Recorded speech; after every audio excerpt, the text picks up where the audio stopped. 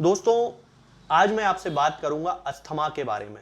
Asthma एक ऐसी बीमारी है जिसके कारण भारत में छोटे छोटे बच्चों से लेके और 80-85 वर्ष के बुजुर्ग लोग भी बहुत ज्यादा पीड़ित रहते हैं, बहुत ज्यादा उनकी तकलीफें होती हैं और जीवन भर ही वो इससे पीड़ित रहते हैं। उनको कोई भी सही इलाज नहीं मिलता है सिवाय होम्योपैथी के।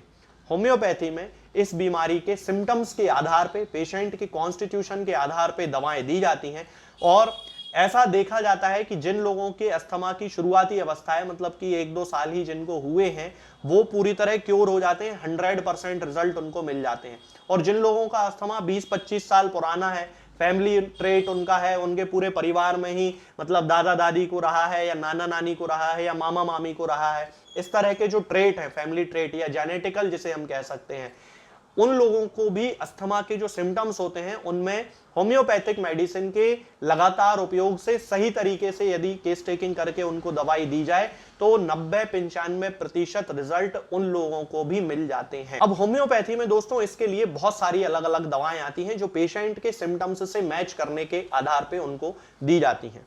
उन्हीं में से एक दवा के बारे में मैं आज आपसे बात करूंगा और उस मेडिसिन का नाम है दोस्तों ग्रिंडेलिया रोबस्टा। ये मेरे पास ग्रिंडेलिया रोबस्टा है। ये इसका मदर टिंचर है, भट्टाचार्य का है, एम भट्टाचार्य कंपनी का है। ये मदर टिंचर कलकत्ता की एक बहुत पुरानी कंपनी है, इसके मदर टिंचर भी बहुत अच्छे रहते हैं। तो ये ग्रिंडेलिया रोबस्टा का मदर टिंचर है जिसके बारे में मैं आज आपसे बात करूंगा कि ग्रिंडेलिया रोबस्टा को अस्थमा के केसेस में हम किस तरह से यूज कर सकते हैं, इसके लक्षण क्या होते हैं मरीजों में और इसका डोज किस तरह से लेना चाहिए। तो चलिए दोस्तों शुरू करते हैं। सबसे पहले मैं आपको यह बता देता हूं कि ग्रिंडेलिया रोबस्टा का जो खास तौर से उपयोग किया जाता है वो दोनों बीमारियों में होता है, अस्थमा में भी होता है और ब्रोंकाइटिस में भी होता है। दोस्तों यदि हम इसके आंखों की सिम्टम्स की बात करते हैं तो इसका जो पेशेंट होता है उसको आंखों में बहुत ज्यादा दर्द होने की और हैवीनेस होने की शिकायत होती है। खास तौर से उसकी जो आई बॉल्स होती हैं उनमें तो बहुत ही ज्यादा पेन होता है। पुरुलेंट ऑप्थेल्मिया की भी शिकायत होती है और आयराइटिस की भी शिकायत इन पेशेंट्स को होती है। सिर में उसको ऐसा लगता है जैसे कि बहुत ज्यादा उसको हैवीनेस हो गई हो सिर में और ठीक वैसे ही लक्षण आते हैं जैसे कि क्विनिन के ओवरडोज से आते हैं। क्विनिन यानी कि मलेरिया की जो दवा होती है उसके ओवरडोज से जैसे सिम्टम्स सिर में आते हैं, मरीजों को हैवीनेस लगती है, फुलनेस लगती है, वैसे ही सिम्टम ग्रिंडेलिया के पेशेंट को देखने में मिलते हैं। यदि हम इसके रेस्पिरेटरी सिम्टम्स की बात करते हैं तो रेस्पिरेटरी सिम्टम्स में दोस्तों ये देखा जाता है कि जिन लोगों को अस्थमा की और ब्रोंकाइटिस की शिकायत होती है उन लोगों पर ये मेडिसिन बहुत ही अच्छा काम करती है। खास तौर से ब्रोंकाइटिस के और अस्थमा के वो केसेस जिनमें कि लोगों के या पेशेंट्स की जो छाती होती है, जो लंग्स होते हैं, उनमें बहुत ही ज्यादा म्यूकस भरा हुआ है, व्हीजिंग साउंड आता है, व्हीजिंग रेल्स जिसे बोला जाता है, वो आवाज सुनाई देती है जैसे कि वो जो वेलक्रॉन होती है ना, वो उसको खींचने से, वो जो चिपकने वाला एक वेलक्रॉन मटेरियल होता है, उसको खींचने से जो चट चट चट चट की आवाज आती है, वैसी आवाज उसमें पेशेंट के फेफड़ों से आती है, लंग्स से आती है, घड़घड़ाहट की आवाज आती है।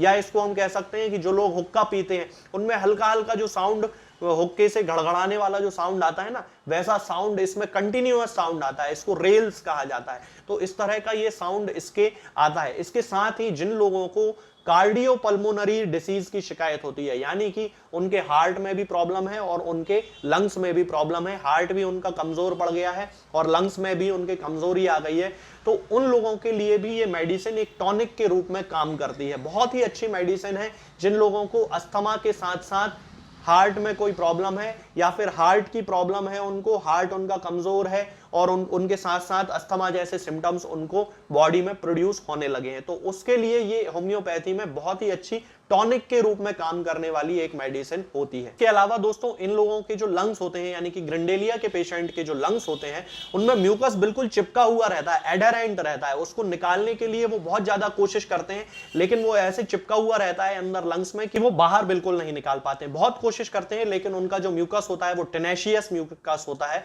और बिल्कुल बाहर नहीं निकलता है। इसके अलावा दोस्तों ये जो मेडिसिन होती है ये न्यूमोगैस्ट्रिक नर्व पे भी काम करती है।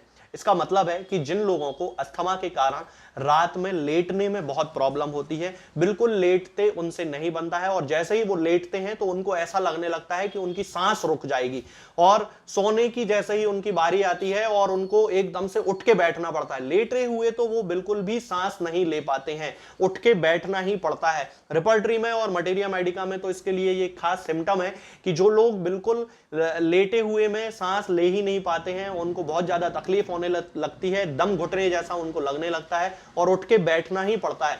उन केसेस में ग्रिंडेलिया रोबस्टा का जो मदर टिंचर होता है वो बहुत ही अच्छा काम करता है।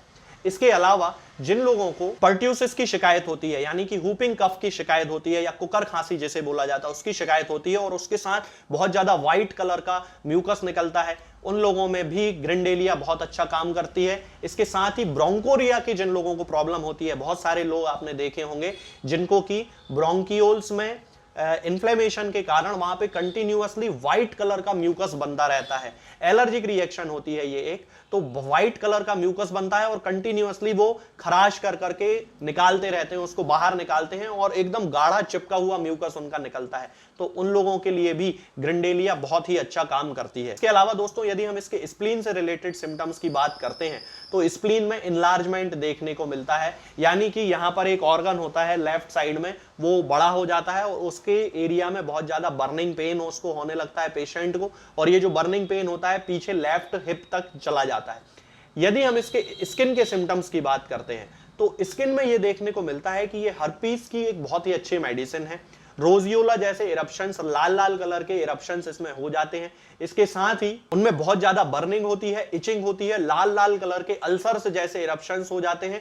तो ये सारे सिम्टम्स स्किन से रिलेटेड इनमें पेशेंट्स में देखे जाते हैं। तो दोस्तों ग्रिंडेलिया रोबस्टा इतने सारे सिम्टम्स में पेशेंट की हेल्प करती है।